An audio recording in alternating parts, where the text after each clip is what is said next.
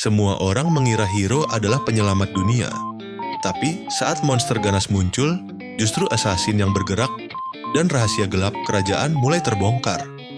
Cerita dimulai dengan seorang siswa laki-laki bernama Akira Oda, murid kelas 2 SMA, yang tampak menjalani hari biasa di sekolah bersama teman-teman sekelasnya. Suasana kelas terlihat normal, penuh percakapan dan aktivitas seperti hari-hari lainnya. Namun, hari itu menjadi titik balik besar dalam hidup mereka semua. Tiba-tiba, sebuah lingkaran sihir besar muncul dan mengubah keadaan secara drastis. Akira dan teman-teman sekelasnya terseret ke dalam fenomena aneh tersebut. Dalam sekejap, mereka tidak lagi berada di sekolah, melainkan berpindah ke tempat asing yang megah seperti istana. Momen ini menjadi awal dari konflik utama.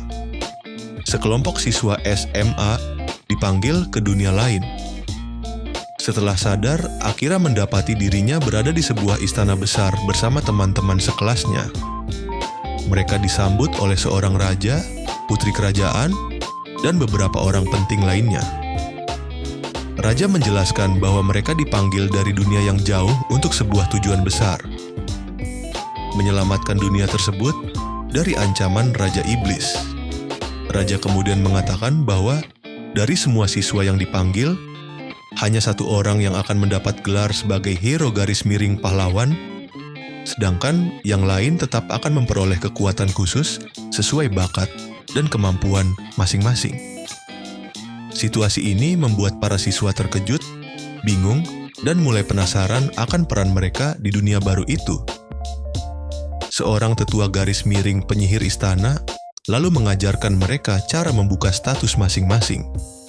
Dari sinilah diketahui bahwa setiap orang memperoleh pekerjaan, kekuatan, dan skill yang berbeda-beda berdasarkan pengalaman, sifat, dan potensi mereka.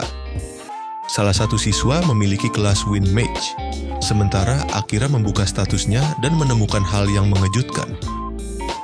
Berbeda dari harapan umum yang biasanya mengarah pada peran pahlawan, Akira justru memperoleh pekerjaan sebagai assassin level 1. Yang paling mencolok adalah kemampuan stealth miliknya sudah berada di level maksimal. Selain itu, ia juga memiliki berbagai skill unik seperti aritmatika, negosiasi, persepsi, deteksi ancaman, penggunaan belati, sihir bayangan, dan kemampuan tersembunyi lainnya.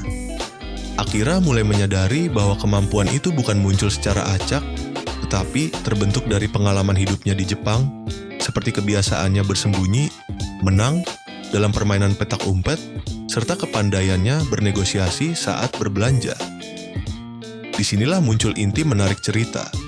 Akira memahami bahwa dirinya bukan sosok pahlawan klasik yang berdiri di garis depan dengan cahaya dan kemuliaan.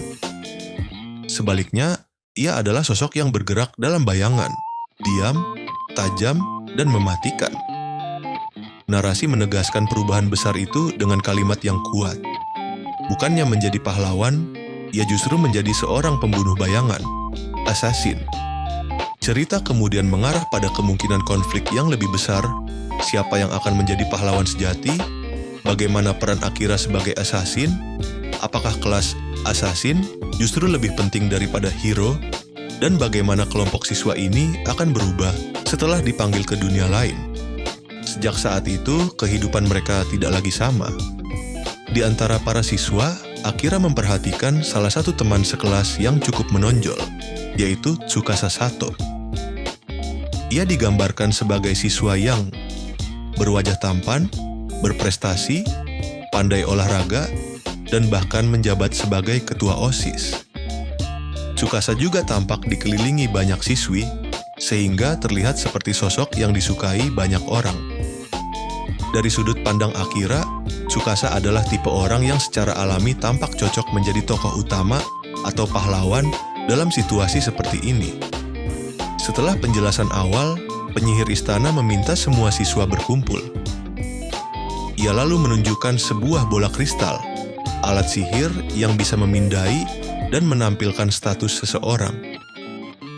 Setiap siswa dipanggil satu persatu untuk menyentuh bola itu agar kemampuan, job, dan nilai status mereka muncul. Dari sinilah pemeriksaan resmi terhadap para siswa dimulai. Saat siswa pertama maju, status yang muncul menunjukkan bahwa kemampuan setiap orang tidak sama. Ada yang nilainya rendah, ada yang sedang, dan ada yang punya susunan skill tertentu. Akira mulai menyadari bahwa dunia ini benar-benar menilai orang berdasarkan status. Hal itu membuatnya semakin waspada, karena informasi seperti kekuatan, skill, dan peran tempur diumbar begitu saja di depan semua orang. Ia merasa bahwa menunjukkan status di depan umum adalah hal yang sangat berbahaya. Ketika melihat hasil status beberapa siswa lain, Akira merasa ada sesuatu yang janggal. Nilai milik mereka ternyata jauh lebih rendah dibanding miliknya. Padahal, sebelumnya ia sudah mengetahui bahwa statusnya sebagai assassin memiliki angka yang sangat tinggi, terutama dalam kemampuan tertentu. Dari sini, Akira mulai berpikir, jika status aslinya diperlihatkan, jika orang-orang istana melihat job dan kekuatan sebenarnya, maka dirinya bisa menjadi pusat perhatian, ancaman, atau bahkan target. Kesadaran itu membuatnya memutuskan untuk menyembunyikan diri. Saat situasi mulai mengarah pada gilirannya, Akira mengaktifkan skill stealth. Begitu skill itu aktif, keberadaannya menjadi sulit disadari oleh orang lain. Bahkan teman di sebelahnya sempat bingung karena merasa Akira seperti menghilang dari perhatian mereka. Ini menjadi bukti pertama bahwa kemampuan assassin milik Akira bukan sekadar teori di status, tetapi benar-benar bekerja secara nyata dan sangat efektif. Skill ini juga memberi Akira waktu untuk mengamati keadaan tanpa terlalu mencolok. Setelah itu, Tsukasa Sato mendapat giliran memeriksa statusnya. Hasil yang muncul membuat semua orang tercengang. Tsukasa memiliki job Hero level 1. Kemunculan job Hero langsung membuat suasana berubah. Para siswa kagum, orang-orang istana senang, dan dugaan bahwa Tsukasa adalah sosok terpilih pun terbukti. Statusnya sangat tinggi dan jauh di atas manusia biasa, sehingga ia segera diperlakukan sebagai harapan terbesar kerajaan. Raja, putri, dan penyihir istana tampak sangat gembira melihat hasil Tsukasa.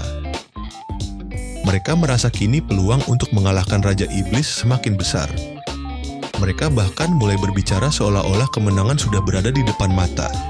Karena kini mereka memiliki sang hero, teman-teman hero, dan seluruh kelompok siswa yang dipanggil sebagai pasukan pendukung. Bagi semua orang, Tsukasa adalah pusat harapan baru. Di balik perayaan itu, Akira justru merasa makin gelisah. Ia menyadari satu hal yang mengejutkan. Meskipun Tsukasa adalah hero, status assassin miliknya sendiri ternyata masih lebih kuat dalam beberapa aspek penting. Hal ini membuat Akira semakin bingung. Jika hero saja sudah dianggap luar biasa, lalu bagaimana seharusnya dunia ini memandang job assassin miliknya yang justru punya nilai tempur lebih mengerikan? Disinilah lahir konflik batin baru dalam diri Akira. Mengapa dirinya lebih kuat dari hero? Apakah job assassin sebenarnya lebih berbahaya daripada gelar hero? Dan jika hal itu diketahui kerajaan, apa yang akan mereka lakukan padanya? Setelah pemeriksaan status selesai, pihak istana mengatakan mereka akan membantu menyiapkan perlengkapan dan peralatan terbaik untuk para siswa. Namun, bukannya merasa tenang, Akira malah merasa semakin tidak nyaman. Ia menangkap adanya suasana yang ganjil di istana. Perhatiannya tertuju pada benda-benda seperti bola kristal dan perangkat sihir di sekitarnya, yang menurutnya bisa berfungsi seperti alat pengawas. Akira mulai berpikir bahwa mereka mungkin sedang diamati, dipantau, atau dikendalikan secara halus oleh pihak kerajaan. Di akhir bagian ini, Akira merasa ada sesuatu yang tidak beres. Walaupun kerajaan berbicara manis dan menyambut mereka dengan sopan, ia menangkap adanya rasa tidak nyaman, kejanggalan dalam cara mereka bertindak, dan kemungkinan bahwa para siswa tidak diberi seluruh kebenaran. Dari sini, cerita mulai bergerak ke arah yang lebih gelap. Konfliknya bukan lagi sekadar dipanggil ke dunia lain untuk menjadi pahlawan, tetapi juga tentang siapa yang sebenarnya bisa dipercaya, tujuan asli kerajaan, bagaimana Akira akan pertahankan identitasnya, Setelah acara pemeriksaan status selesai dan para siswa diarahkan untuk beristirahat, Akira masih tidak bisa tenang. Nalurinya mengatakan bahwa sesuatu akan terjadi. Perasaan tidak enak itu terus mengganggunya, seolah ada rahasia besar yang sedang disembunyikan di balik keramahan pihak kerajaan. Di titik ini, Akira tidak lagi menganggap situasi mereka sebagai pemanggilan pahlawan yang biasa. Ia mulai yakin bahwa ada agenda tersembunyi. Saat sendirian di kamarnya, Akira mencoba memahami arti pekerjaannya sebagai assassin. Ia bertanya-tanya kenapa dirinya mendapat kelas itu, padahal dalam kisah seperti ini biasanya peran utama adalah sang hero, sedangkan orang lain hanya menjadi pendukung. Namun, setelah berpikir lebih jauh, Akira mulai menyadari bahwa seorang assassin bukanlah petarung yang berdiri di depan. Tugas utamanya justru bergerak diam-diam, menyusup, membaca situasi, dan menyerang dari balik bayangan. Ia juga menyadari bahwa skill seperti negotiation tampaknya membuatnya lebih peka dalam menangkap maksud tersembunyi orang lain. Karena itu, semakin lama ia memikirkan semuanya, semakin jelas bahwa perannya bukan untuk bersinar di depan publik, melainkan untuk membongkar hal-hal yang disembunyikan. Sejak saat itu, Akira sengaja menjaga jarak dari rombongan teman-temannya. Ia memanfaatkan kemampuan stealth agar keberadaannya tidak terlalu diperhatikan. Beruntung, ia diberi kamar sendiri sehingga ia punya ruang aman untuk berpikir dan bergerak tanpa mudah dicurigai. Ia mengamati keadaan kamar dan sekitarnya dengan teliti. Tidak ada pelayan yang datang, tidak terlihat ada pengawasan langsung di dalam kamar. Dan untuk sementara, ia merasa tempat itu cukup aman dijadikan markas kecilnya. Tetapi rasa aman itu justru membuatnya mengambil keputusan penting. Ia harus bergerak lebih dulu sebelum pihak kerajaan melakukan sesuatu. Setelah menimbang semuanya, Akira sampai pada satu kesimpulan. Jika tugas assassin adalah menyusup, maka target pertamanya bukanlah Raja Iblis, melainkan rahasia yang disembunyikan oleh Raja. Ia mulai berpikir bahwa kerajaan pasti tidak mengatakan seluruh kebenaran kepada para siswa. Karena itulah, Akira memutuskan untuk menyelidiki istana secara diam-diam dan mencari tahu apa yang sebenarnya direncanakan pihak kerajaan terhadap mereka. Sebelum mulai bergerak, Akira menyadari satu masalah besar. Seragam sekolahnya terlalu mencolok. Jika ia berkeliaran dengan pakaian itu, siapapun akan langsung tahu bahwa ia adalah salah satu siswa yang dipanggil dari dunia lain. Karena itu, ia memerlukan perlengkapan yang lebih cocok untuk bergerak dalam bayangan. Di malam hari, Akira mulai menjalankan aksinya.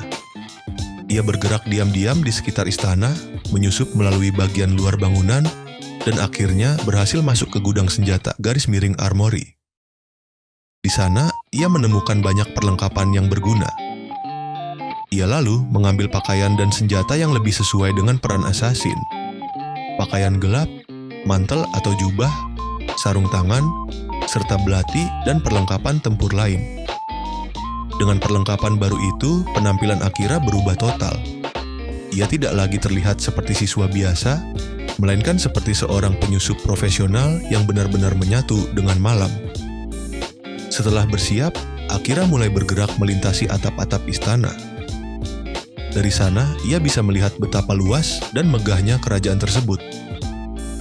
Ia memanfaatkan kegelapan malam, kecepatan, dan kelincahannya untuk berpindah tempat tanpa terdeteksi. Lalu, ia berhasil masuk ke bagian dalam bangunan melalui jendela dan mulai menyusuri lorong-lorong istana secara diam-diam. Tujuannya kini jelas, menemukan raja dan mengetahui apa yang sebenarnya ia sembunyikan. Saat menyusuri koridor istana, Akira akhirnya mendengar suara yang dikenalnya. Ia segera mendekat dan bersembunyi, lalu menyadari bahwa suara itu berasal dari sebuah ruangan tempat raja dan Putri Maria sedang berbicara.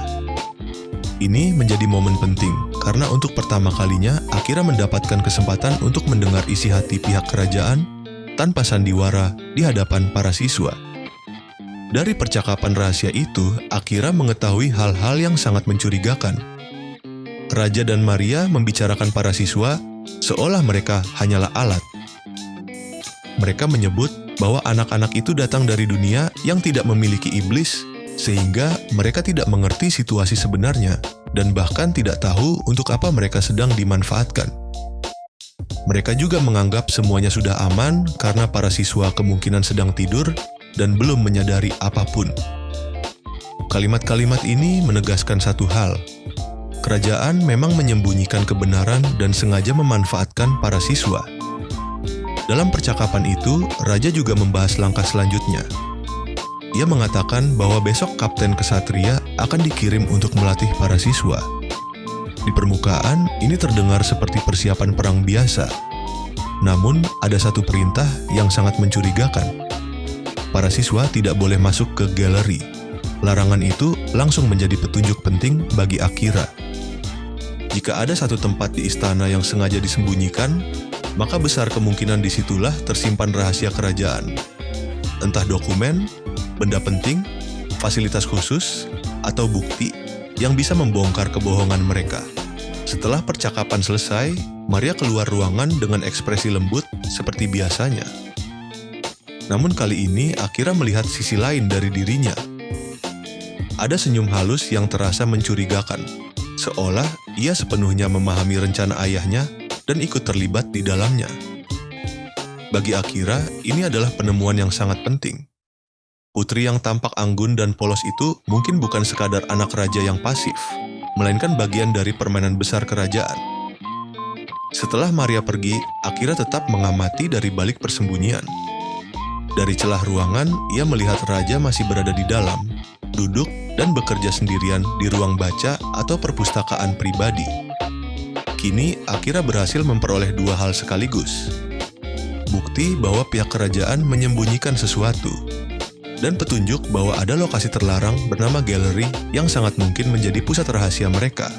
Setelah berhasil menyusup hingga ke dekat raja, Akira akhirnya memperoleh kesempatan yang sangat langka.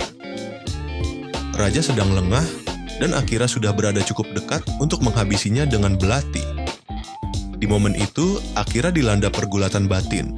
Ia mulai menimbang dua hal: membunuh raja saat itu juga, demi mencegah ancaman yang mungkin lebih besar, atau menahan diri karena ia belum mengetahui seluruh rencana kerajaan. Akira sadar bahwa raja memang mencurigakan, tetapi ia juga belum punya jawaban atas pertanyaan penting. Mengapa mereka dipanggil ke dunia ini? Apa sebenarnya bahaya yang menanti?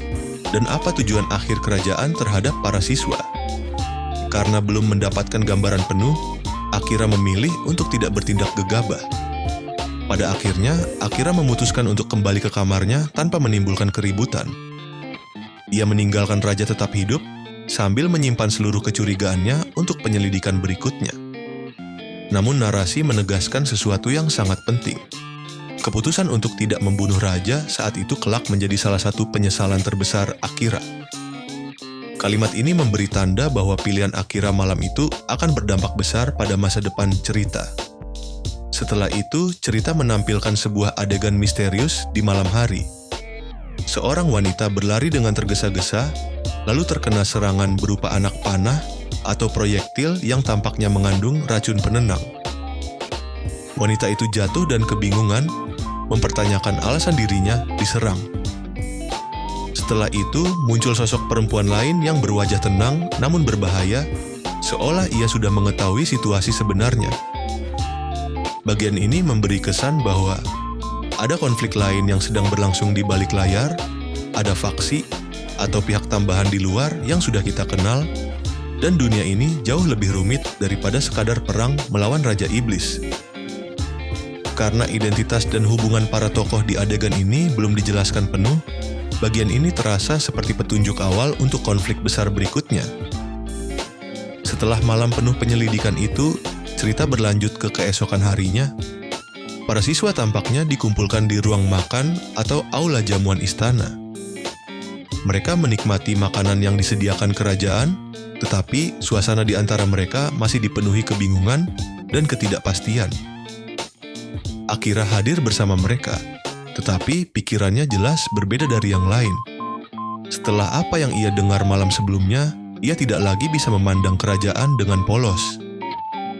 Di tengah jamuan itu, Tsukasa Sato, sang hero, berdiri dan meminta semua orang mendengarkannya. sebagai siswa populer, berkarisma, dan kini juga pemegang gelar hero, Tsukasa, secara alami mulai berada di pusat perhatian.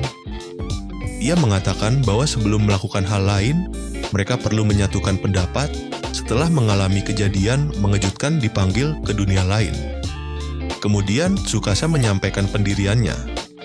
Mereka memiliki kekuatan besar. Kekuatan itu seharusnya dipakai untuk menolong orang-orang di dunia ini. Dan sesuai penjelasan raja, mereka harus memikirkan cara untuk mengalahkan Raja Iblis. Dengan kata lain, Tsukasa menerima penjelasan kerajaan hampir sepenuhnya dan memilih bergerak sebagai pahlawan yang akan memimpin teman-temannya. Pidato Tsukasa mendapat respons yang sangat positif. Banyak teman sekelasnya setuju, bahkan dengan cepat menyatakan akan mengikutinya. Bagi para siswa lain, sikap Tsukasa terasa masuk akal. Ia adalah hero, ia paling meyakinkan, dan mereka semua sedang butuh sosok pemimpin dalam keadaan asing seperti ini. Akibatnya, suasana kelompok mulai terbentuk dengan jelas. Tsukasa menjadi pusat harapan dan panutan. Berbeda dengan yang lain, Akira menanggapi semuanya dengan dingin. Dalam hati, ia menganggap teman-temannya terlalu cepat percaya. Akira mempertanyakan hal-hal yang tidak dipikirkan oleh mereka. Bagaimana jika cerita kerajaan tentang invasi Raja Iblis itu bohong? Siapa yang menjamin raja dan putri benar-benar pihak yang bisa dipercaya? Mengapa semua orang langsung menerima narasi kerajaan tanpa bukti? Bagi Akira, teman-temannya terlalu mudah terbawa suasana. Mereka melihat Tsukasa sebagai pahlawan, lalu otomatis menerima semua yang dikatakannya tanpa penyelidikan lebih jauh. Disinilah perbedaan besar antara Akira dan kelompok lain semakin jelas. Tsukasa memilih percaya dan bertindak terbuka. Akira memilih curiga dan bergerak diam-diam. Meski duduk bersama teman-temannya, Akira tetap menjaga jarak secara mental. Ia tampaknya sudah menyiapkan dirinya lebih dulu dengan menggunakan skill pendukung agar keberadaannya tidak terlalu mencolok. Ia tidak tertarik ikut terseret semangat yang sedang memuncak. Justru sebaliknya, semakin keras dukungan teman-temannya kepada Tsukasa, semakin Akira merasa bahwa mereka semua sedang berjalan ke arah yang berbahaya tanpa menyadarinya. Saat Akira berada di belakang raja, sebenarnya ia memiliki kesempatan untuk menyelesaikan semuanya dengan cepat. Namun, ia menahan diri karena belum memahami keseluruhan situasi. Pilihan itu menunjukkan sisi Akira yang berhati-hati, tidak bertindak asal bunuh, dan tetap berpikir rasional meskipun berada dalam posisi sebagai assassin. Tetapi, narasi juga memberi peringatan bahwa keputusan itu mungkin akan berujung buruk. Pada bagian ini, perbedaan arah kedua tokoh utama makin tegas. Tsukasa percaya pada kerajaan, ingin menyelamatkan dunia, memimpin teman-temannya secara terbuka, mewakili sosok hero yang ideal. Akira tidak percaya pada kerajaan, mencurigai motif di balik pemanggilan, memilih bergerak dalam bayangan, mewakili sosok assassin yang realistis dan penuh curiga. Keduanya sama-sama kuat, tetapi cara berpikir mereka bertolak belakang. Ini menjadi fondasi konflik besar ke depan, saat para siswa lain semakin bersemangat mengikuti ajakan Tsukasa untuk menyelamatkan dunia ini, Akira justru berpikir sebaliknya. Di tengah suasana optimistis itu, ia mulai mempertimbangkan kemungkinan untuk melarikan diri dari istana sendirian. Bagi Akira, euforia teman-temannya terasa terlalu naif. Mereka sibuk meneriakkan semangat, sementara ia masih terus memikirkan kebohongan kerajaan, bahaya tersembunyi, dan kemungkinan bahwa mereka semua sedang diarahkan menuju jebakan besar. Setelah itu, para siswa digiring menuju lapangan latihan milik kerajaan. Tempat itu sangat luas, jauh lebih besar daripada lapangan sekolah mereka di Jepang. Disinilah kerajaan rupanya berniat membentuk mereka menjadi pasukan tempur yang siap digunakan. Suasana latihan ini menegaskan bahwa pihak kerajaan tidak ingin membuang waktu. Mereka ingin para siswa segera beradaptasi, menjadi lebih kuat, dan siap menjalankan peran yang sudah ditentukan. Di tempat latihan, para siswa diperkenalkan kepada seorang tokoh penting, yaitu Saran Misrai, komandan para ksatria kerajaan Retice. Ia juga diperkenalkan sebagai garis pertahanan terakhir kerajaan. Kehadiran Saran langsung memberi kesan kuat. Ia tampan, tenang, berwibawa, tetapi juga terkesan santai dan agak menggoda suasana. Di belakangnya ada seorang wakil komandan yang tampak lebih serius dan tegas, yang sepertinya sering menahan tingkah komandannya agar tidak terlalu sembrono. Saran menjelaskan bahwa para siswa akan menjalani pelatihan setiap hari. Tujuan pelatihan ini adalah mempersiapkan mereka untuk memasuki dungeon bawah tanah dalam waktu 1 bulan.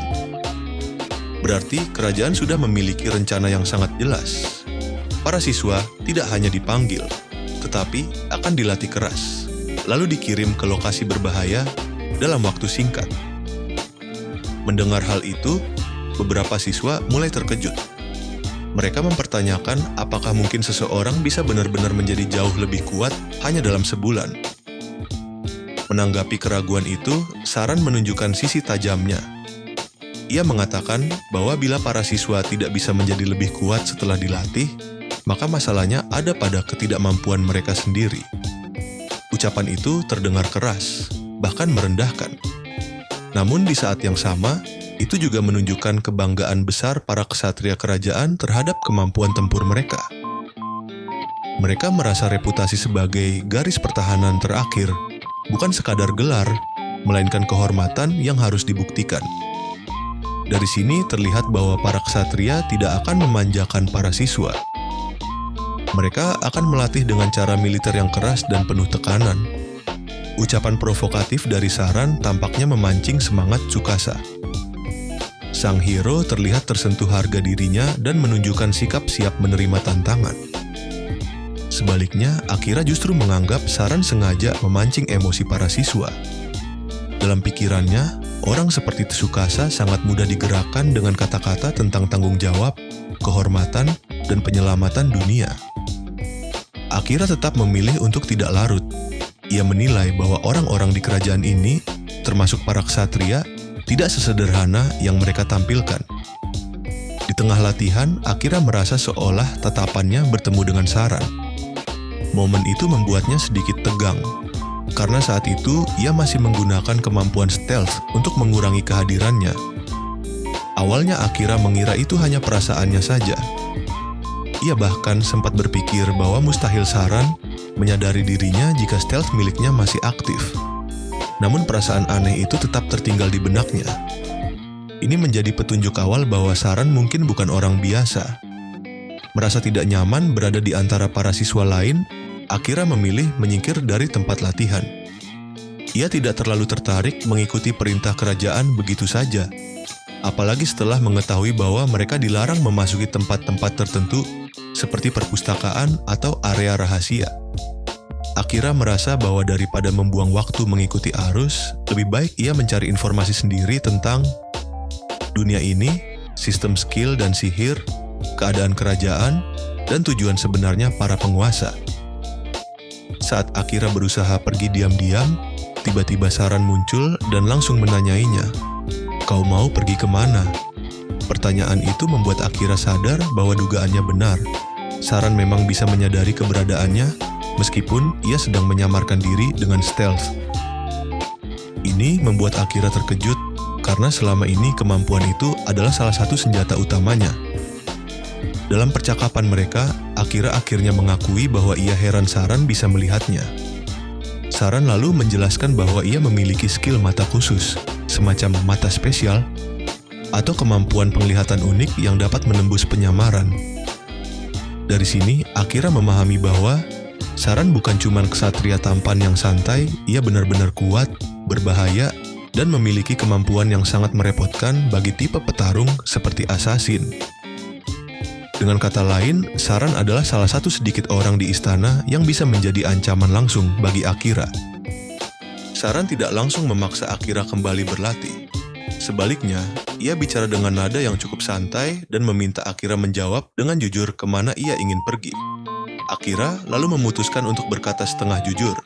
Ia mengatakan bahwa ia ingin pergi ke perpustakaan dengan alasan ingin mempelajari lebih banyak hal tentang dunia ini. Kehidupan sehari-hari, pengetahuan umum, sistem skill, dan sihir. Namun tentu saja, di balik alasan itu, Akira juga tetap menyimpan niat lain, mencari petunjuk tentang rahasia kerajaan, Saran segera menyinggung bahwa raja sebelumnya memang telah melarang para siswa memasuki tempat tertentu, termasuk perpustakaan atau area penting lain. Ia menanyakan kenapa Akira begitu tertarik ke sana. Ini membuat Akira makin yakin bahwa tempat-tempat yang dilarang itulah justru yang paling penting. Larangan dari raja bukan membuatnya mundur, tetapi malah memperkuat dugaannya bahwa ada sesuatu yang disembunyikan. Setelah itu, Saran mulai membahas skill Akira secara langsung. Ia menebak dengan tepat bahwa kemampuan yang dipakai Akira sebelumnya adalah stealth, dan lalu menanyakan level skill tersebut. Jawaban Akira membuat Saran cukup terkejut. Stealth milik Akira sudah berada di level maksimal. Setelah itu, Saran juga menanyakan skill-skill Akira yang lain. Akira menjelaskan bahwa sebagian besar skill miliknya masih berada di level rendah. Banyak yang masih level 1 dan ia sendiri belum tahu bagaimana cara menaikkan level skill tersebut dengan efektif. Mendengar penjelasan itu, sikap Saran berubah menjadi lebih serius. Ia tampak sadar bahwa Akira memiliki potensi yang tidak biasa. Satu skill inti yang sudah mencapai puncak, tetapi banyak skill lain yang masih mentah. Artinya, masih ada ruang pertumbuhan yang besar. Karena itu, Saran kemudian mengajukan tawaran penting. Ia bersedia mengajari Akira secara langsung. Tawaran ini sangat menarik karena datang dari orang yang mampu melihat stealth Akira dan kemungkinan besar paham betul cara kerja skill, pertarungan, serta kekuatan yang tersembunyi. Sebelumnya, Akira terus berusaha menyembunyikan dirinya dari semua orang. Namun pada bagian ini, untuk pertama kalinya ada seseorang yang benar-benar menyadari keberadaannya, memahami kemampuannya, dan tidak langsung memusuhinya. Orang itu adalah Saran. Ini membuat posisi Saran menjadi sangat penting dalam cerita. Ia bisa menjadi mentor, pengawas, sekutu, atau bahkan lawan berbahaya jika sewaktu-waktu berubah sikap. Di saat Tsukasa sedang mengumpulkan dukungan teman-temannya dan menerima pelatihan kerajaan secara terbuka, Akira justru mulai bergerak di jalur yang berbeda.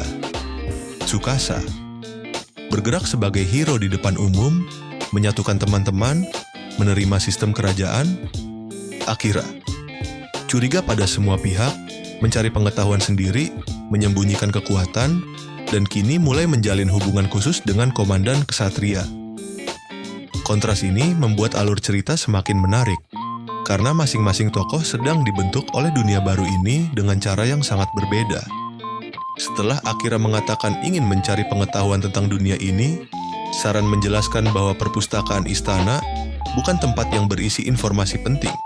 Menurutnya, buku-buku tentang skill, sihir, dan hal-hal penting lain justru disimpan langsung di ruang kerja pribadi raja. Penjelasan ini membuat Akira makin yakin bahwa dugaannya benar sejak awal. Kerajaan sengaja memisahkan pengetahuan umum dari informasi yang benar-benar berharga. Saran bahkan seolah menyadari dari nada bicara Akira bahwa ia kemungkinan sudah pernah mencoba menyusup ke sana. Meski Akira menepisnya, keduanya tampak saling paham tanpa harus mengatakannya secara terus terang. Saran lalu menjelaskan bahwa ia tidak akan memberi informasi cuma-cuma. Akira pun langsung menangkap maksud itu dan menanggapi dengan santai, seolah memahami bahwa di dunia manapun, tidak ada informasi berharga yang diberikan secara gratis. Di titik ini, hubungan mereka berubah. Bukan lagi sekadar komandan dan siswa, melainkan mulai menjadi hubungan tawar-menawar yang setara. Akira berhati-hati, tetapi ia juga tahu bahwa Saran adalah satu-satunya orang di istana yang tampaknya bisa diajak bicara tanpa terlalu banyak kepalsuan. Saat Akira menanyakan apa imbalannya, Saran mengajukan syarat yang cukup sederhana namun menarik. Ia ingin Akira menceritakan dunia asalnya. Sebagai gantinya, Saran akan memberi informasi tentang dunia ini. Jadi, kesepakatan mereka adalah Akira mengajarkan tentang dunia asalnya, Jepang Saran membagikan pengetahuan tentang dunia kerajaan ini. Kesepakatan itu lalu ditegaskan dengan jabat tangan. Momen ini penting karena untuk pertama kalinya Akira menjalin kerja sama pribadi dengan seseorang dari kerajaan. Tak lama kemudian, Zeal Asti, wakil komandan ksatria, datang mencari Saran. Ia tampak sudah sangat terbiasa dengan sikap komandannya yang sering menghilang atau melakukan sesuatu sesuka hati.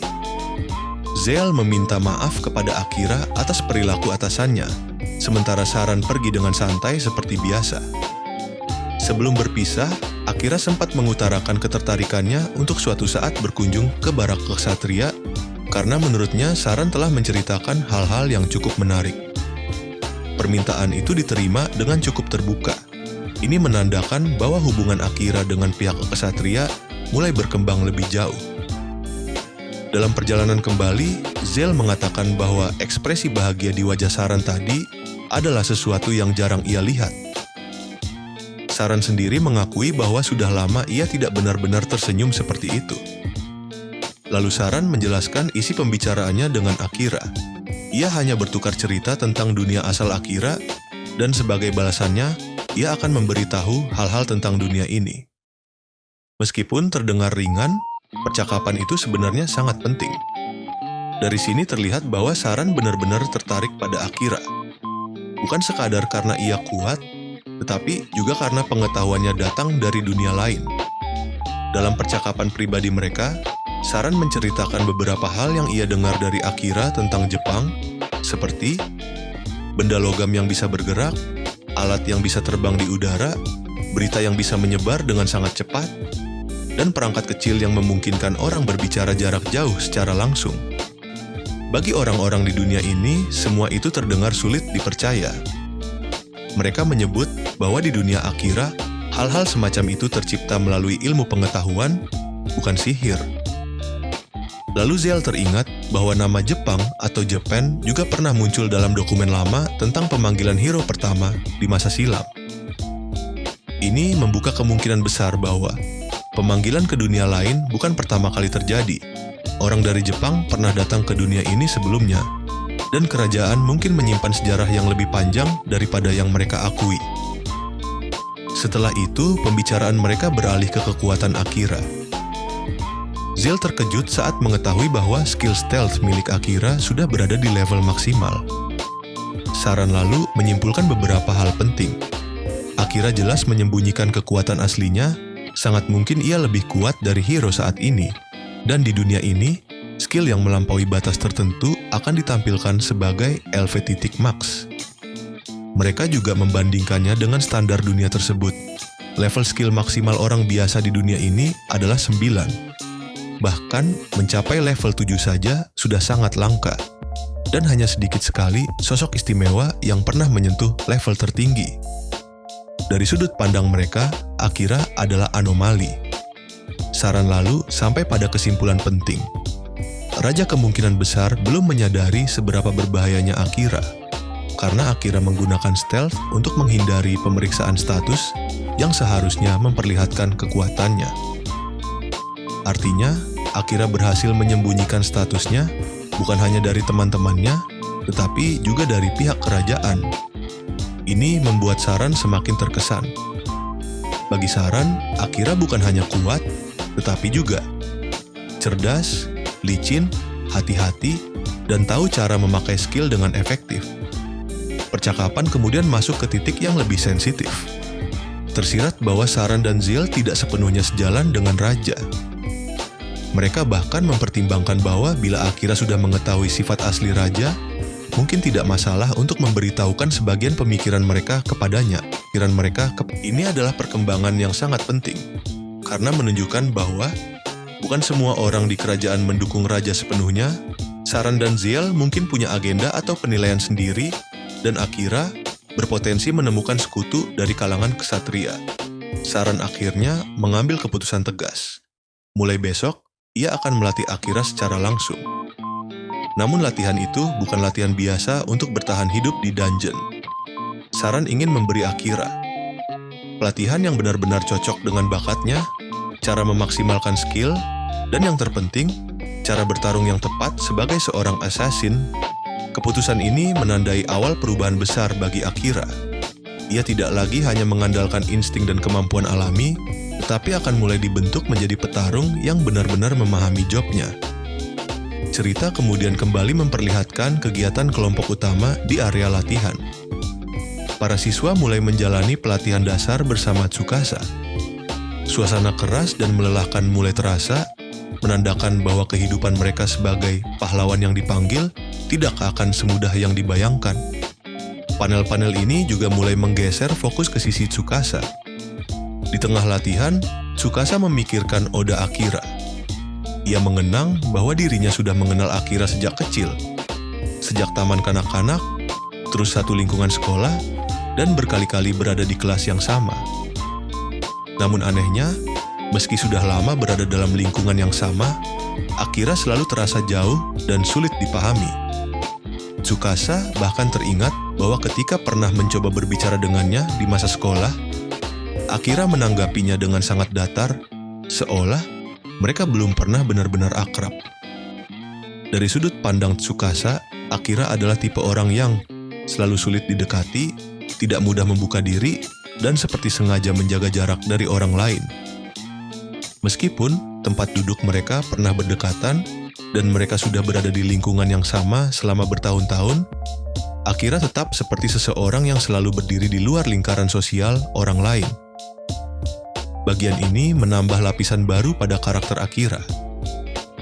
Bukan hanya sekarang ia menyendiri karena curiga pada kerajaan, tetapi tampaknya sejak dulu pun ia memang orang yang hidup dengan jarak terhadap orang lain. Sebelumnya, Akira bergerak sendirian dan harus mempertaruhkan segalanya untuk mendapatkan informasi. Sekarang, berkat kesepakatannya dengan Saran, ia punya sumber informasi langsung, calon mentor pribadi, dan kemungkinan akses ke pengetahuan yang selama ini ditutupi kerajaan. Ini membuat posisinya jauh lebih kuat. Bagian ini memperlihatkan bahwa dua ksatria itu bukan sekadar bawahan kerajaan. Mereka tampak cukup kritis terhadap raja, peka terhadap potensi Akira, dan terbuka pada kemungkinan bekerja sama dengannya. Walau belum bisa disebut sekutu sepenuhnya, mereka jelas berada di wilayah abu-abu yang sangat penting bagi cerita. Sementara itu, alur Tsukasa mulai memberi petunjuk bahwa hubungan antara dirinya dan Akira akan punya arti khusus. Tsukasa mengenal Akira sejak lama, tetapi tetap tidak pernah benar-benar memahaminya. Ini bisa menjadi dasar konflik atau ikatan emosional ke depan, karena Tsukasa adalah simbol hero, Akira adalah simbol assassin, dan keduanya ternyata sudah saling mengenal jauh sebelum dipanggil ke dunia lain. Setelah latihan dan berbagai kejadian sebelumnya, sudut pandang cerita sempat menyorot isi hati Tsukasa. Dari dalam dirinya, mulai terlihat bahwa ia menyimpan perasaan negatif terhadap Akira. Tsukasa merasa dirinya adalah sosok yang populer, berprestasi, pandai olahraga, dan mudah disukai orang. Namun meskipun memiliki semua itu, ia merasa Akira tetap tidak pernah benar-benar memperhatikannya. Bagi Tsukasa, sikap Akira yang dingin dan acuh membuat harga dirinya terusik. Ia mulai menganggap Akira sebagai orang yang tidak punya semangat kerjasama, tidak peduli pada kelompok, dan berpotensi merusak persatuan teman-temannya. Dengan kata lain, rasa kesal Tsukasa terhadap Akira perlahan berubah menjadi permusuhan pribadi. Di sisi lain, Akira terlihat berbicara cukup santai dengan Komandan Saran. Saran bahkan memperlakukan Akira dengan cara yang berbeda dari siswa lain, seolah ia sudah melihat potensi tersembunyi dalam diri Akira. Bagi Tsukasa, pemandangan ini sangat mengganggu. Ia semakin kesal karena Akira tampak tidak peduli pada kelompok, tetapi justru makin dekat dengan komandan ksatria dan seolah mendapatkan perlakuan khusus. Tsukasa mulai bertanya dalam hati, kenapa orang seperti Akira justru mendapat perhatian dari tokoh penting seperti Saran.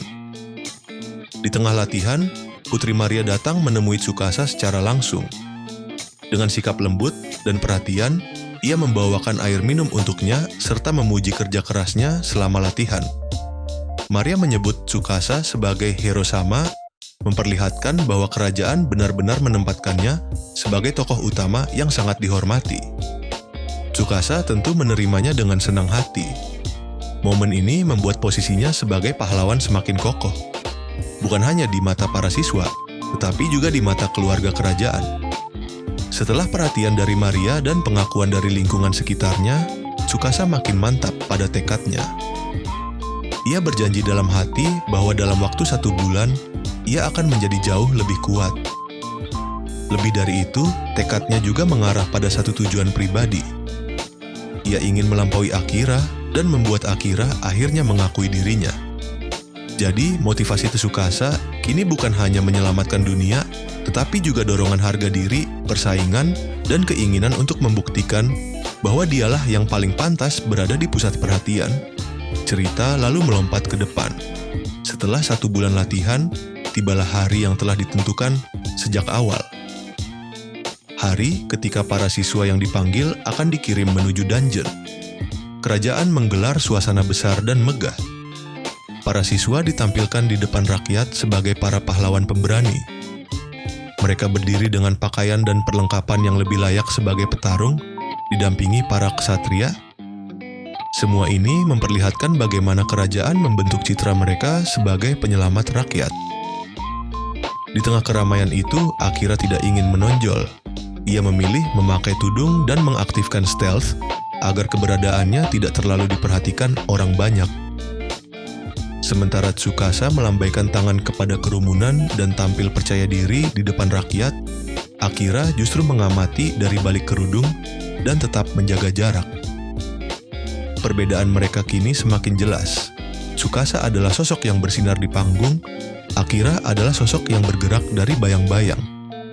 Saat suasana perpisahan itu berlangsung, Akira tiba-tiba dihampiri oleh seorang gadis misterius bertudung. Gadis itu tampaknya sudah memperhatikan Akira sejak tadi.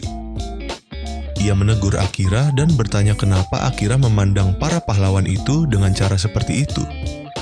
Dari percakapan mereka, gadis itu menyampaikan pertanyaan yang sangat aneh dan berat. Apakah Akira tahu seberapa besar pengorbanan yang dibutuhkan untuk memanggil mereka ke dunia ini? Pertanyaan itu langsung membuat Akira terdiam. Ia belum pernah mendengar apapun soal pengorbanan semacam itu. Gadis bertudung itu seolah tahu jauh lebih banyak daripada yang diketahui Akira. Ia tidak menjelaskan semuanya secara langsung, tetapi memberi isyarat bahwa proses pemanggilan hero dan teman-temannya ke dunia ini bukanlah sesuatu yang sederhana atau bersih. Dari nada bicaranya muncul kemungkinan bahwa ada harga besar yang harus dibayar untuk ritual pemanggilan. Para siswa mungkin dipanggil di atas penderitaan pihak lain, dan kerajaan lagi-lagi menyembunyikan fakta penting. Sebelum pergi, gadis itu berkata bahwa mereka akan bertemu lagi setelah Akira menemukan jawabannya sendiri. Ini membuat Akira sadar bahwa ia baru saja mendapatkan petunjuk menuju rahasia yang lebih dalam. Setelah 1 bulan pelatihan berlalu, pihak kerajaan akhirnya menjelaskan tujuan perjalanan mereka berikutnya, yaitu Kantinan Dungeon. Mereka menjelaskan bahwa di dunia Morrigan ada 4 benua, dan masing-masing memiliki dungeon besar sendiri. Dungeon yang akan mereka tuju berada di benua tempat kerajaan mereka berdiri, yaitu Kantinan. Kerajaan lalu menyuruh para siswa menunjukkan hasil latihan mereka selama sebulan terakhir. Para ksatria juga akan ikut mendampingi mereka di dalam dungeon. Saran dan pihak kerajaan tampak menempatkan Tsukasa di posisi terdepan, seolah ia adalah hasil terbaik dari pelatihan sebulan itu. Dengan penampilannya yang rapi, kepercayaan diri yang tinggi, dan dukungan dari rakyat, Tsukasa tampak benar-benar sedang dipersiapkan untuk menjadi ikon harapan kerajaan. Bagi orang-orang di sekitarnya, ia adalah pahlawan yang ideal. Namun bagi Akira, semua ini justru semakin terasa seperti sandiwara besar yang dibungkus kemuliaan. Pada bagian ini, Tsukasa tidak lagi sekadar tampil sebagai hero yang lurus dan penuh niat baik. Kini mulai terlihat sisi manusianya yang lebih rumit. Ia iri pada Akira, ia ingin diakui, ia tersinggung karena diabaikan, dan ia memandang Akira sebagai ancaman terhadap persatuan kelompok. Ini membuatnya bukan hanya tokoh baik semata, tetapi juga seseorang yang bisa menjadi lawan ideologis maupun emosional bagi Akira. Sementara itu, Akira mendapatkan petunjuk baru dari gadis misterius bertudung. Jika sebelumnya ia hanya tahu bahwa kerajaan berbohong, sekarang ia mulai menduga bahwa kebohongan itu terkait dengan harga ritual pemanggilan itu sendiri. Artinya, misteri utama cerita kini berkembang menjadi beberapa lapisan. tujuan kerajaan sebenarnya, rahasia di balik pemanggilan para siswa, siapa yang dikorbankan, dan kenapa kebenaran itu disembunyikan. Dengan berakhirnya masa latihan dan dimulainya perjalanan menuju dungeon, cerita memasuki babak baru.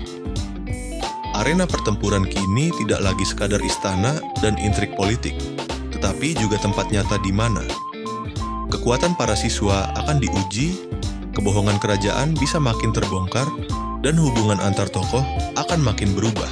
Dungeon bukan hanya tempat latihan tempur, tetapi juga kemungkinan menjadi jebakan atau panggung bagi rencana besar kerajaan. Setelah 1 bulan pelatihan, kelompok pahlawan akhirnya memasuki kantinan dungeon bersama para ksatria pendamping. Pada awalnya, penjelajahan berjalan cukup mulus. Mereka berhasil melewati banyak lantai pertama tanpa kendala besar. Para siswa mulai merasa lebih percaya diri karena status mereka sudah meningkat sejak dipanggil ke dunia ini. Mereka telah berlatih selama sebulan, dan monster di lantai awal masih bisa diatasi bersama-sama. Suasana sempat berubah menjadi agak santai. Beberapa bahkan mulai berpikir bahwa dungeon ini tidak sesulit yang dibayangkan. Di tengah perjalanan itu, Akira memperhatikan satu hal penting. Walaupun semua orang tampak lebih kuat, banyak dari siswa yang tetap menjadi beban dalam pertempuran nyata. Menurut Akira, masalahnya bukan sekadar kekuatan status, tetapi kemampuan bertarung sesungguhnya. Saat terjadi tekanan mendadak, formasi mudah kacau, beberapa orang panik, dan ada yang terlalu lambat bereaksi.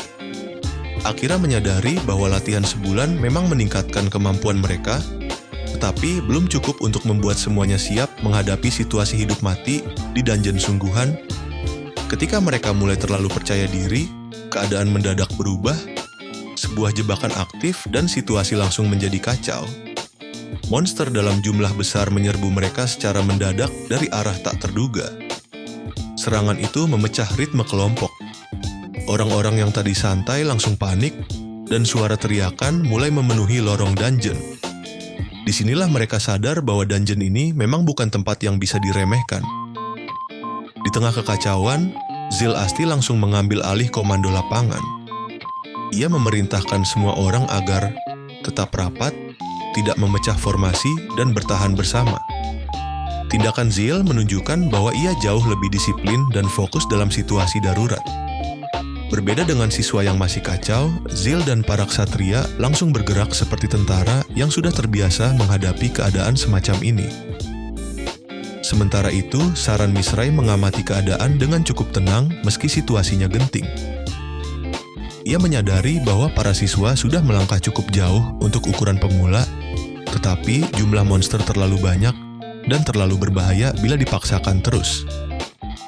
Karena itu, diputuskan bahwa kelompok harus mundur sebelum korban jatuh lebih banyak. Para ksatria akan membuka jalan agar para siswa bisa melarikan diri kembali ke permukaan.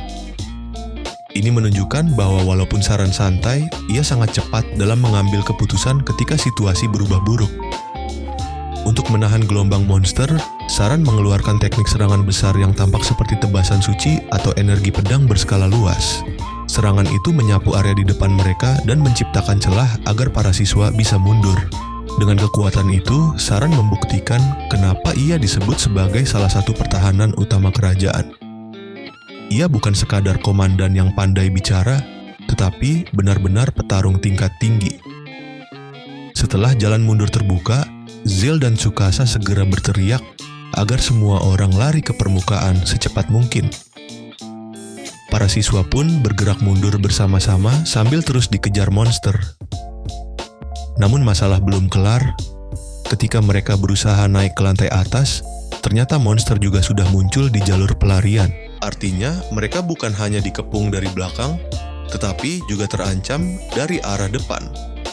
Situasi yang tadinya sekadar mundur kini berubah menjadi perangkap sungguhan. Di tengah kepanikan itu, Tsukasa teringat sesuatu yang sebelumnya diberikan oleh Putri Maria, semacam bom asap atau alat yang bisa mengusir monster saat keadaan darurat. Maria pernah mengatakan bahwa benda itu harus digunakan jika mereka benar-benar berada dalam bahaya. Kini, Tsukasa sadar bahwa inilah waktunya. Ia pun memerintahkan semua orang mundur dan memakai alat tersebut sebagai bagian dari upaya meloloskan diri. Saat alat itu digunakan, efeknya langsung terasa.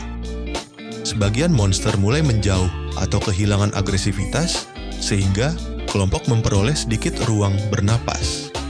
Kesempatan singkat itu dipakai untuk mengumpulkan kembali anggota yang tercerai, menata arah mundur, dan terus bergerak menjauhi serbuan monster. Tsukasa berusaha bertindak tegas sebagai pemimpin, sementara para siswa yang lain mulai kembali mengikuti arahannya. Di saat yang sama, para ksatria menunjukkan kerjasama tempur yang jauh lebih matang dibanding para siswa.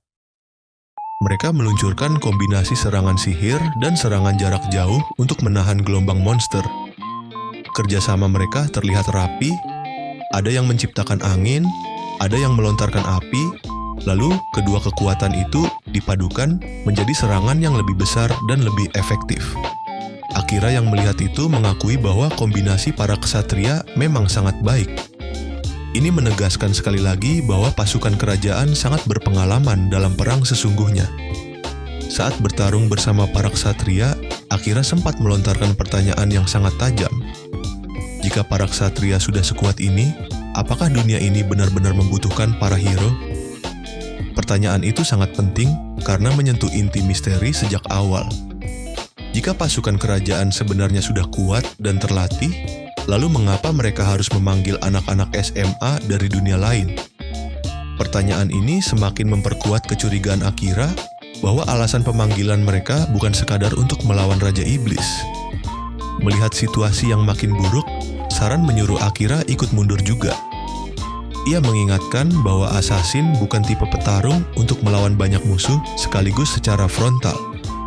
Bagi Akira, bertarung sendirian melawan gelombang monster jelas bukan pilihan yang ideal. Saran pada dasarnya mengingatkannya agar tidak bertindak gegabah dan tetap memanfaatkan peran jobnya dengan benar. Akira pun hampir menyetujui untuk mundur. Tepat ketika mereka sedang mencoba meloloskan diri, terdengar gangguan dari arah lain. Sesuatu dari lantai atas turun atau menerobos masuk ke area mereka. Saran dan Zeal langsung menyadari bahwa ini bukan serangan biasa. Kehadiran baru itu membawa tekanan yang jauh lebih besar dibanding gerombolan monster sebelumnya. Tak lama kemudian, ancaman itu memperlihatkan wujudnya. Seekor minotaur besar dan menakutkan muncul di hadapan mereka. Kemunculannya mengejutkan semua orang. Bukan hanya karena bentuknya mengerikan, tetapi juga karena monster seperti itu seharusnya tidak muncul di situasi yang baru saja mereka hadapi. Dengan tubuh besar, aura brutal, dan kekuatan yang jauh di atas monster biasa, Minotaur itu langsung mengubah suasana dari kekacauan menjadi keputusasaan. Kini jelas bahwa kelompok mereka telah masuk ke situasi yang jauh lebih berbahaya dari yang diperkirakan. Pada awalnya, dungeon terasa mudah karena lantai-lantai pertama berhasil dilewati dengan lancar. Namun jebakan dan serbuan monster membuktikan bahwa rasa aman itu hanyalah ilusi. Cerita memperlihatkan bahwa latihan sebulan tidak cukup untuk membuat semua siswa siap, keyakinan berlebihan justru berbahaya, dan dungeon benar-benar tempat yang bisa membunuh mereka kapan saja. Bagian ini juga makin menegaskan jurang besar antara para siswa yang baru berlatih sebulan dan para ksatria yang sudah terbiasa bertempur sungguhan. Ketika situasi kacau, para siswa mudah goyah. Sebaliknya, para ksatria tetap cepat mengambil keputusan, disiplin, efektif dalam kerjasama, dan mampu mengendalikan jalannya pertempuran. Pertanyaan Akira tentang kenapa dunia ini masih membutuhkan hero jika ksatria mereka sekuat ini menjadi sangat penting. Ini bukan sekadar kritik spontan, tetapi inti dari kecurigaannya. Mungkin pemanggilan hero bukan benar-benar demi rakyat, mungkin dungeon ini sendiri bagian dari ujian atau jebakan, atau mungkin kerajaan sedang memakai para siswa untuk tujuan lain yang belum terungkap. Setelah kemunculan Minotaur mengejutkan semua orang, Akira langsung menyadari bahwa situasinya jauh lebih buruk dari dugaan semula. Monster itu bukan monster biasa, melainkan tipe yang seharusnya muncul jauh di kedalaman dungeon, bukan di lantai atas. Namun di tengah kepanikan semua orang, Akira memilih bergerak. Ia melesat maju dan mencoba menghadapi Minotaur secara langsung. memanfaatkan kecepatan khas seorang assassin. Ia menyerang dengan teknik cepat, mencoba mencari celah pada tubuh Minotaur yang besar. Serangannya mengenai sasaran, tetapi hasilnya tidak seperti yang diharapkan. Saat Akira melancarkan tebasan cepat, ia langsung menyadari masalah utamanya.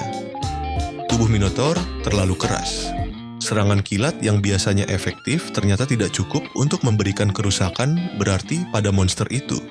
Dari sini, Akira memahami dua hal. Kecepatan saja tidak cukup untuk menjatuhkan lawan sebesar ini. Dan Minotaur memiliki pertahanan fisik yang jauh di atas monster biasa. Pertarungan itu membuat Akira sadar bahwa menghadapi musuh tipe tank seperti ini dengan gaya assassin bukan perkara mudah. Di tengah situasi kacau itu, Tsukasa berhasil sampai ke lokasi Akira. Ia melihat Akira berdiri di depan menghadapi Minotaur, sementara orang-orang lain berada dalam kondisi terdesak. Tsukasa pun langsung menanyakan apa yang sebenarnya terjadi di sana.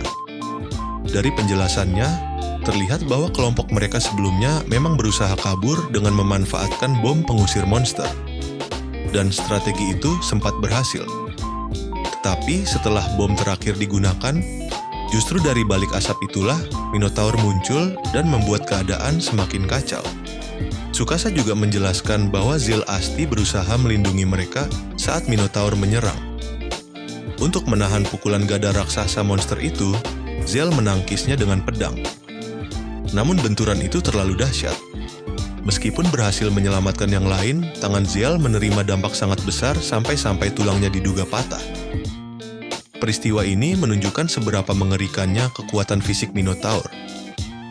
Bahkan seorang ksatria terlatih seperti Zell bisa terluka parah hanya karena menahan satu serangan. Di tengah situasi darurat itu, Tsukasa masih memikirkan keselamatan teman-temannya lebih dulu. Ia mengatakan bahwa ia harus melindungi semua orang, karena menurutnya itulah tugasnya sebagai hero. Sikap ini menunjukkan bahwa Tsukasa benar-benar memandang dirinya sebagai perisai kelompok. Ia percaya bahwa sebagai pahlawan, ia harus berdiri di depan dan mengorbankan diri jika perlu demi orang lain. Mendengar itu, Akira justru menanggapi dengan sangat dingin dan tajam. Menurutnya, Tsukasa salah besar jika berpikir bahwa dirinya harus menanggung semuanya seorang diri. Akira mempertanyakan, kenapa Tsukasa harus melindungi semua orang seorang diri? Kenapa para siswa lain tidak menjaga diri mereka sendiri? Dan kenapa sang hero justru membuang tenaganya untuk menutup kelemahan orang lain? Bagi Akira, seorang hero seharusnya memakai kekuatannya untuk mengalahkan ancaman utama, seperti Raja Iblis. Bukan menguras diri dengan melindungi orang-orang yang seharusnya juga bertanggung jawab atas diri mereka sendiri. Percakapan itu memperjelas perbedaan pandangan mereka, pandangan Tsukasa. Hero harus melindungi orang lain. Tanggung jawab pemimpin adalah menyelamatkan kelompok. Mengorbankan diri demi teman adalah hal yang benar. Pandangan Akira, setiap orang harus bertanggung jawab pada hidupnya sendiri. Hero tidak boleh membuang kekuatan untuk menutup semua kelemahan orang lain. Prioritas utama adalah menang melawan ancaman terbesar, bukan jadi tameng bagi semua orang.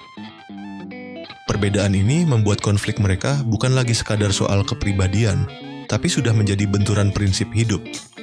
Ucapan Akira ternyata mengguncang Tsukasa cukup keras. Untuk pertama kalinya, Tsukasa terlihat benar-benar bingung dan goyah. Ia seperti terjebak di antara dua dorongan. Idealismenya sebagai hero yang harus menyelamatkan semua orang, dan kenyataan bahwa tubuhnya sendiri juga punya batas. Ucapan Akira yang menyuruhnya lebih memperhatikan dirinya sendiri terasa sangat asing bagi Tsukasa. Mungkin karena selama ini ia selalu hidup sebagai orang yang diharapkan kuat, bertanggung jawab, dan menjadi panutan. Saat Tsukasa terus memaksa diri dengan pikiran, "Aku hero, aku harus menyelamatkan semua orang," Akira mulai merasa bahwa kondisi mental Tsukasa tidak normal. Ia melihat Tsukasa seperti terlalu terobsesi pada peran hero, sampai-sampai tidak lagi berpikir jernih. Ini bukan sekadar keberanian biasa, melainkan sesuatu yang terasa tidak sehat dan berbahaya. Akira pun menyadari bahwa jika dibiarkan, Tsukasa bisa hancur karena tekanan yang ia ciptakan sendiri. Melihat keadaan Tsukasa, Akira tidak lagi berdebat panjang. Ia langsung bergerak ke arah para siswa lain dan bertanya apakah ada di antara mereka yang memiliki job healer atau exorcist. Pertanyaan ini menunjukkan bahwa Akira, di tengah kekacauan melawan Minotaur, Akira mulai menyadari sesuatu yang tidak masuk akal. Monster sekelas Minotaur seharusnya hanya muncul di bagian dungeon yang jauh lebih dalam, bukan di area atas tempat mereka berada sekarang. Kesadaran ini membuat Akira makin yakin bahwa kejadian ini bukan kecelakaan biasa. Kemunculan monster itu terasa terlalu aneh untuk dianggap kebetulan. Namun sebelum sempat memikirkan lebih jauh, Minotaur kembali menyerang. Akira kembali bergerak cepat memanfaatkan keunggulannya sebagai assassin. Kali ini ia mencoba menghantam bagian kepala atau titik vital Minotaur dengan serangan kilat. Serangannya sangat cepat dan tepat, tetapi hasilnya tetap mengecewakan. Tubuh Minotaur benar-benar sangat keras, sampai-sampai serangan Akira tidak mampu menembus pertahanannya dengan baik. Dari sana, Akira sadar bahwa melawan monster ini dengan cara biasa hanya akan membuang tenaga. Tsukasa lalu menceritakan kronologi yang membuat keadaan menjadi seperti ini. Menurutnya, mereka sempat berhasil menahan monster biasa dengan bantuan bom asap pengusir monster. Namun, setelah bom terakhir dipakai, sesuatu yang tak terduga muncul dari balik kabut asap. Minotaur itu. Saat Minotaur menyerang, Zale berusaha melindungi semua orang dengan menangkis gada raksasanya. Serangan itu memang tertahan, tetapi dampaknya sangat besar hingga tangan Zale terluka parah. Bahkan kemungkinan tulangnya patah. Jadi kini keadaan mereka makin sulit. Minotaur masih ada, Zale terluka, Tsukasa terguncang, dan para siswa lain hampir tidak mampu bertahan sendiri. Walaupun situasi berat, para ksatria tetap berusaha melawan. Mereka menenangkan kelompok dan berkata bahwa mereka yang akan menahan Minotaur, sementara para siswa lain harus memanfaatkan waktu itu untuk menyembuhkan luka dan mundur. Di titik ini, terlihat lagi bahwa para ksatria benar-benar memikul beban pertempuran utama. Mereka tidak sekadar menjaga dari belakang, tetapi rela menjadi tembok hidup agar anak-anak yang dipanggil itu bisa selamat. Saat Tsukasa tetap berkeras bahwa ia harus melindungi teman-temannya karena dirinya adalah hero, Akira malah menanggapinya dengan sinis. Baginya, logika Tsukasa terlalu naif dan terlalu membebani diri sendiri. Akira mempertanyakan, kenapa Tsukasa harus melindungi semua orang? Kenapa siswa lain tidak berjuang untuk diri mereka sendiri? Dan kenapa gelar hero justru membuatnya rela menghancurkan tubuhnya sendiri? Menurut Akira, pemikiran seperti itu hanya akan membuat Tsukasa runtuh sebelum sempat mencapai tujuan besar yang sebenarnya. Dengan tegas, Akira berkata bahwa orang-orang lain seharusnya melindungi diri mereka sendiri. Ia bahkan menegaskan bahwa bukankah selama ini mereka semua sudah berlatih untuk saat seperti ini? Ucapan Akira terdengar dingin tetapi sebenarnya sangat realistis. Ia menolak gagasan bahwa semua tanggung jawab harus ditumpukan kepada satu orang bernama hero. Bagi Akira, kalau seseorang tetap lemah dan tidak mau bertarung untuk hidupnya sendiri, maka itu bukan kesalahan sang hero. Ucapan ini membuat semua orang terdiam, karena untuk pertama kalinya ada seseorang yang berbicara sejujur itu di tengah krisis. Setelah itu, Akira akhirnya menemukan dua orang yang bisa membantu. Hosoyama Shiori, yang berjob healer Ueno Yuki, yang berjob exorcist Akira, meminta Shiori fokus menyembuhkan tangan Tsukasa yang rusak, sementara Yuki diminta mencoba dispel curse pada Tsukasa. Ini karena Akira menduga ada sesuatu yang tidak wajar pada cara berpikir Tsukasa yang terlalu terobsesi pada perannya sebagai hero. Yuki pun mencoba mengeluarkan sihir pengusir kutukan kepada Tsukasa. Saat sihir eksorsis digunakan, reaksi Tsukasa menunjukkan bahwa memang ada sesuatu yang menempel pada dirinya. Semua orang pun kaget dan mulai menyadari kemungkinan mengerikan. Tsukasa mungkin benar-benar selama ini berada di bawah pengaruh kutukan. Namun masalahnya, sihir pengusir kutukan Yuki ternyata tidak cukup kuat untuk membersihkan pengaruh itu sepenuhnya. Di sisi lain, Shiori masih membutuhkan waktu untuk menyembuhkan luka Tsukasa. Artinya, mereka baru menemukan masalahnya, tetapi belum bisa menyelesaikannya. Melihat keadaan itu, Akira sadar bahwa ia berada di persimpangan, tetap di sisi Tsukasa dan melindungi kelompok penyembuhan atau membantu Saran dan para ksatria melawan Minotaur. Ia tahu bahwa kalau para ksatria kalah, semuanya akan tamat. Tetapi kalau ia meninggalkan Tsukasa sekarang, keadaan anak itu juga bisa memburuk. Untuk sesaat Akira ragu. Di luar dugaan, justru para siswa lain yang mendorong Akira untuk maju. Mereka mengatakan bahwa mereka akan tetap di sana menjaga Tsukasa, dan Akira seharusnya pergi membantu Komandan Saran, karena di antara mereka semua, Akira lah yang paling kuat.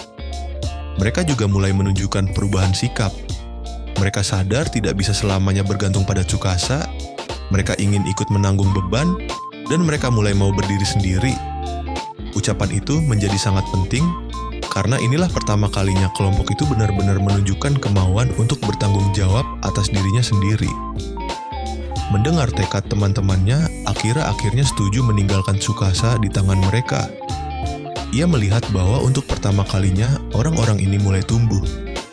Ini juga berarti kata-kata keras Akira sebelumnya sedikit demi sedikit mulai menembus mereka. Mereka tak lagi hanya menjadi kelompok yang pasif dan menunggu diselamatkan.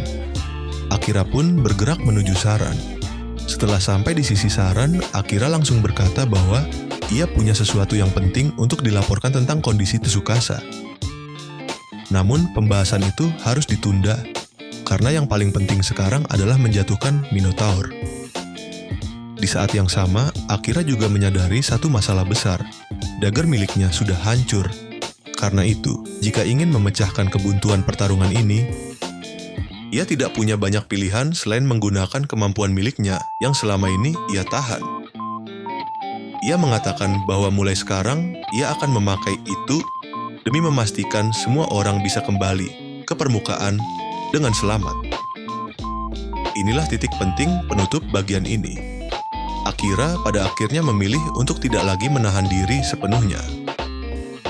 Ia memutuskan akan menggunakan skill miliknya untuk dirinya sendiri, tetapi maknanya jelas. Ia akan memakai kekuatan aslinya, demi membuka jalan keluar, dan demi menyelamatkan semua orang dari situasi putus asa ini. Saran mendengar keputusan itu dan langsung mengerti. Ia menerima pilihan Akira, lalu bersiap bertarung bersama dengannya.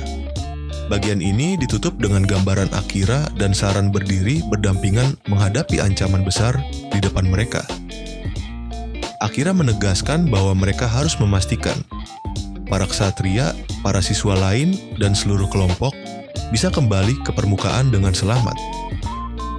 Penutup ini menjadi semacam janji bahwa setelah semua keraguan, kecurigaan, dan perdebatan, Akira akhirnya benar-benar mengambil peran aktif di garis depan. Bukan sebagai hero, bukan juga sebagai penyelamat yang mulia, tetapi sebagai seseorang yang memilih bertindak karena hanya dialah yang bisa membuka jalan. Dugaan Akira ternyata benar. Tsukasa kemungkinan besar memang berada di bawah pengaruh kutukan atau sesuatu yang memanipulasi pikirannya. Ini menjelaskan kenapa ia terlalu fanatik pada peran hero sampai hampir kehilangan akal sehat. Ini menjadi salah satu petunjuk terbesar bahwa ada campur tangan gelap di balik peran Tsukasa sebagai pahlawan. Siswa lain yang sebelumnya hanya tampak lemah dan pasif akhirnya mulai memperlihatkan perkembangan. Mereka mau menjaga Tsukasa, menanggung risiko, dan meminta Akira pergi membantu di garis depan. Ini berarti kelompok itu mulai berubah dari kumpulan orang yang hanya bergantung pada hero, menjadi orang-orang yang sedikit demi sedikit belajar berdiri sendiri. Selama ini, Akira selalu menahan diri, menyembunyikan status, dan menghindari sorotan. Namun di bagian terakhir ini, ia memutuskan bahwa situasinya sudah tidak memungkinkan lagi untuk tetap bersembunyi. Dengan hancurnya Dagger dan kebuntuan melawan Minotaur, ia memilih untuk menggunakan itu. Kemungkinan besar skill atau kemampuan inti miliknya yang jauh lebih berbahaya dan lebih kuat daripada yang diketahui semua orang. Inilah momen ketika Akira mulai benar-benar masuk ke panggung utama cerita. Terima kasih sudah menonton. Jangan lupa like, comment, dan subscribe.